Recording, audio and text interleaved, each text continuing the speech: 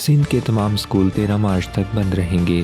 سندھ میں حکومت کی طرف سے جاری اعلامیے کے بعد جو اسکول پیر کو کھلے رہے ان کے خلاف چھاپے مار کر ان کی رجسٹریشن معطل کر دی گئی۔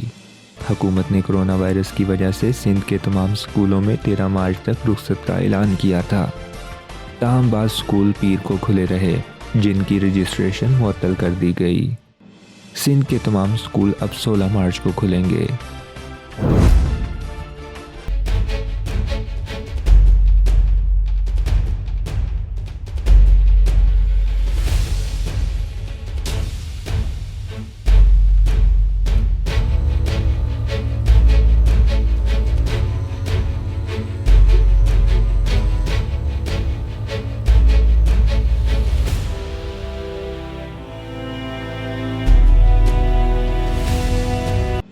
چین میں شروع ہونے والا وائرس 70 سے زائد ملکوں میں پہنچ گیا۔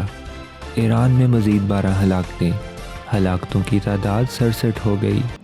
انڈونیشیا میں پہلا کیس، امریکہ میں کرونا وائرس سے دوسری ہلاکت ہو گئی۔ بھارت میں کرونا وائرس کے مزید 2 کیس سامنے آ گئے، مریضوں کی کل تعداد 5 ہو گئی۔ اٹلی میں کرونا وائرس کے مریضوں کی تعداد 1500 سے تجاوز کر گئی، ہلاکتوں کی تعداد 50 سے تجاوز کر گئی۔ پاکستان میں کرونا وائرس کا 5واں کیس سامنے آ گیا۔ کرونا وائرس کے مریض کا تعلق گلگت سے ہے۔ کراچی میں کرونا وائرس کے مزید 12 مشتبہ افراد کو کلیئر قرار دے دیا گیا۔ چمن میں پاک افغان سرحد بھی بند ہے۔ دلی میں فسادات کا سلسلہ جاری، ہلاکتوں کی تعداد 47 ہو گئی۔ ایرانی وزیر خارجہ کا اس پر اظہار تشویش، حکومت سے مسلمانوں کے تحفظ کو یقینی بنانے کا مطالبہ کیا ہے۔ پشاور زلمی کو شکست، کراچی کنگز نے پشاور زلمی کو شکست دے دی۔